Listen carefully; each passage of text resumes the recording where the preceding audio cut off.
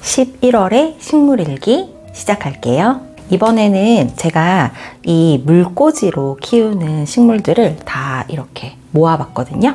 뿌리를 내리고 이렇게 잘 자라고 있는 식물들.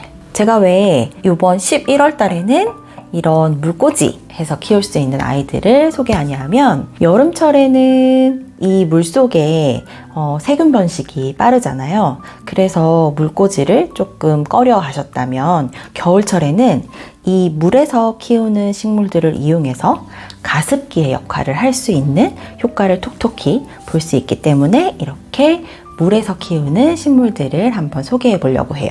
일단 준비물을 먼저 소개시켜 드릴게요. 이렇게 예쁜 투명색 화병이 있어도 좋고요. 이렇게 불투명한 화병도 좋고요. 또 색깔이 들어간 이런 화병도 좋습니다. 또 화병이 구매하기 힘들다거나 화병보다는 약간 저렴하면서 편하게 구할 수 있는 걸 원하신다 라고 하면 이런 테이크아웃 컵으로 재활용하시는 것도 좋은 방법이고요. 다이소에서 판매하는 플라스틱 컵 이런 거를 사용하는 것도 좋은 방법입니다. 뭐니 해도 보기에도 예쁜 걸 원하신다면 이런 화병으로 조금 더 인테리어의 감성을 더해 주시는 것도 좋은 방법이에요. 제가 키우고 있는 물꽂이 식물들을 하나씩 보여드릴게요. 얘는 이렇게 작은 잔이거든요. 이거는 국화찻잔이라고 하면 아마 나올 거예요. 이렇게 투명한 꽃잎차를 마실 때 쓰는 잔인데요. 이 잔에 저는 이 나비란, 점란을, 자구를 이렇게 넣어서 키우고 있어요. 그래서 아주 작을 때 키웠는데 이렇게 아주 뿌리가 실하게 잘 나왔습니다. 얘는 그냥 따로 관리 방법이 없어요. 그냥 물만 채워주면 쟤는 아주 편하게 키울 수 있는 방법이고요. 스킨답서스 아르지리우스예요. 길게 늘어지는 식물이잖아요. 그래서 너무너무 치렁치렁 길게 늘어지면 이렇게 줄기를 잘라서 이렇게 물에다가 꽂아서 또 번식할 수 있는 방법이잖아요. 이렇게 해서 키우고 있는데 새뿌리가 잘 나오고 있습니다. 얘는 물에서도 아주 잘 자라는 식물이죠. 워터코인이라는 동전 모양의 아이인데요. 이 아이는 보통은 화분 포트에 심어져 있잖아요. 그 아이를 흙을 털어내고 물로 깨끗하게 씻은 다음에 이렇게 담아두고 있어요. 이거를 한 이틀 전에 씻어서 담아줬거든요. 그랬더니 아직 이렇게 흙이 다 떨어지지 않은 모습 보이시죠? 보통 화분에서 흙을 털어내고 물로 헹궈서 물꽂이로 키워주시게 되면 처음에는 한 하루에 한 번, 여유가 안 되시면 이틀에 한 번 정도씩 물을 매일매일 갈아요. 그러면 이 흙물이 계속 갈아지잖아요. 그러다 보면 언젠가 깨끗한 물의 상태가 돼요.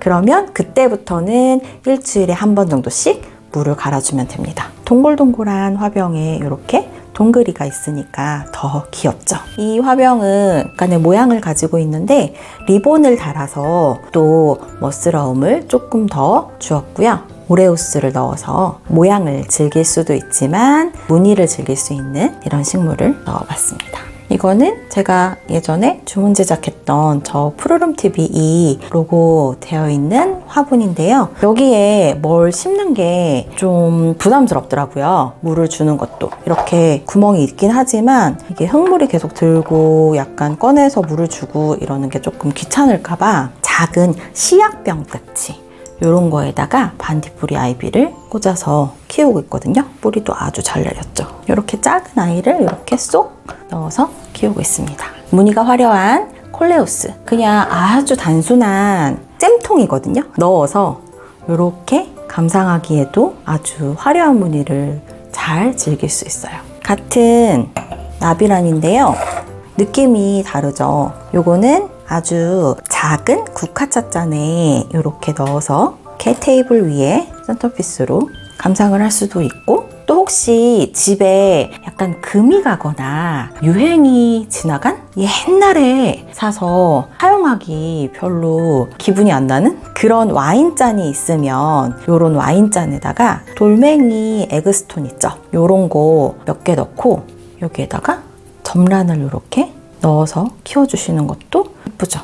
식물이 예쁜 것도 있지만 어떤 용기에 담아서 모양을 잡느냐 그거에 따라서 되게 느낌이 다른 것 같아요. 얘네 둘이 보면 알 수 있죠. 얘도 되게 예쁘다고 손님들이 많이 얘기해 주세요. 이 아이는 삼색 달개비거든요. 이 삼색 달개비가 포트 화분에서도 잘 자라지만 물에서 잘 자라기도 해요. 물꽂이로 이제 번식을 하기 위해서 꽂아놓고 다시 또 번식하면 흙에 심어주는데 얘는 그냥 요렇게 화병에 들어있는 요 모습만으로도 굉장히 색감이 예쁘기 때문에 많이들 좋아해 주시거든요. 요런 애도 이렇게 뿌리가 엄청 많이 나왔죠. 뿌리가 금방 나오기 때문에 번식률도 좋고 물에서 키우기에도 부담이 없어서 너무 좋아요. 얘는 제가 번식하기 위해서 잘라서 탑삽수를 해놓은 건데요. 여기 속에 보면 테이크아웃 커피잔에 들어있어요. 근데 얘가 뿌리가 잘 나기 위해서는 어둡게 환경을 만들어줘야 되잖아요. 이 역할을 하는 게 집에 남아있는 화분입니다. 이 토분을 이용해서 더 어두운 환경으로 만들어준다 생각하고 여기에 넣어줘요. 토분보다는 조금 더 작은 아이스컵이겠죠? 여기에다가 이렇게 넣어주면 그냥 이렇게 봤을 때에는 화분에 심어져 있는 느낌? 그런 느낌으로 물꽂이해서 번식하는 과정 중에도 이 모습을 감상할 수 있어서 너무 좋아요. 자, 이렇게 매장에서 수경으로 키우는 식물들을 한 번씩 보여드려 봤고요. 수경으로 키울 때 어떻게 키워야 하는지 키우는 방법을 알려드릴게요. 자, 여기 제가 준비한 것은 산반무늬병 풀이에요. 이 아이는 길게 늘어지면서 이렇게 자라는 식물인데요. 이 아이도 번식이 굉장히 잘 돼요. 뿌리가 잘 나온다는 소리거든요. 늘어지게 자라는 아이들. 얘도 지금 너무 많이 길어져서 잘라줘야 되는데 이런 아이들을 선택하시면 돼요. 보시면 한 줄기에서 엄청 줄기가 길게 늘어져서 자랐잖아요. 이 아이들을 하나씩 잘라보겠습니다. 이렇게 긴 아이 중에서 어디를 자르냐 하면 잎 끝에서 내가 보고 싶은 만큼 너무 많이 잎사귀를 달고 있지는 않게 잘라주신다고 보시면 돼요. 저는 3개의 마디에서 나온 아이들을 즐기고 싶어요. 그러면 그 바로 위에 여기를 잘라줄게요. 여기에서 뿌리가 나온다고 생각하시면 되거든요. 이 이파리는 따줄 거고요. 여기에서 나올 건데 뿌리가 나오는 부분은 흙에 가까운 쪽에서 뿌리가 나온다라고 생각하시면 돼요. 그래서 여기 부분을 잘라줄게요. 뿌리에 가까운 쪽, 흙에 가까운 쪽에 이 줄기에서 뿌리가 나오니까 이 부분에 달려있는 잎사귀를 잘라줍니다. 여기 부분이 물에 잠길 수 있게 해주는 거죠. 예전에 담가놨던 산반무늬병 풀이 있거든요. 여기다 같이 합쳐주려고요. 얘도 지금 뿌리가 엄청 많이 나왔죠. 아까 잘랐던 줄기 부분이 잠길 수 있도록 쏙 넣어줄게요.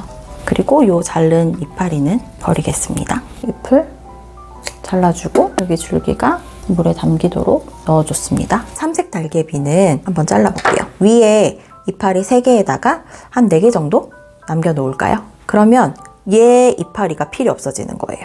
여기 줄기에서 여기 부분에 뿌리가 나올 수 있도록 잘라주면 돼요. 그러면 이 부분 조금 아래쪽에 잘라주겠죠. 그리고 저는 요 4 이파리는 그냥 남겨놓을 거예요. 그러면 얘는 물속에 담겨야 되니까 이파리를 제거해줘야 되겠죠. 이렇게 해서 이파리는 제거해주고 물에 꽂아줄게요. 이렇게 쏙 꽂아주면 됩니다. 관리 방법은 여기 안에 들어있는 물을 일주일에 한 번씩 갈아주시면 됩니다. 물은 정수기 물보다는 수돗물을 사용해 주시는 게 좋고요.